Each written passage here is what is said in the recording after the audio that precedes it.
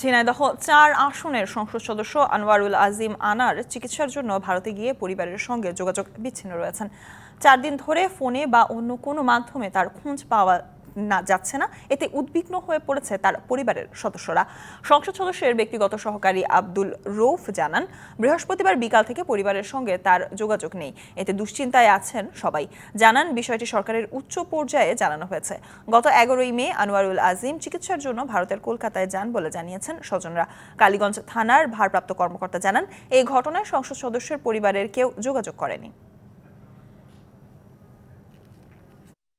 চিকিৎসার জন্য উনি ইন্ডিয়াতে যান আর কি। 13 তারিখ 14 তারিখ পর্যন্ত ওনার সাথে যোগাযোগ ছিল। 15 তারিখের থেকে কোনো যোগাযোগ নেই। 16 তারিখে আবার উনি আমাকে মিস কল দিচ্ছেন সকাল 7:46। তারপর আমি র্যাঙ্ক ব্যাক দেওয়ার পরে আর খবর পাচ্ছি না। থানায় অভিযোগ দেওয়া হয়েছে। ঢাকায় আমরা যে প্রধানমন্ত্রীর হস্তক্ষেপ কামনা করছে, স্বরাষ্ট্র মন্ত্রণালয় করছে। 11 তারিখে ভারতে গেছিল। সর্বশেষ 13 তারিখ তার সাথে কথা হয়েছে তার ব্যক্তিগত সহকারীর সাথে হোয়াটসঅ্যাপে। তারপর থেকে তার আর হোয়াটসঅ্যাপ, তার মোবাইল টোল কোনো কিছুতে তাকে যোগাযোগ করতে পারতেছে না।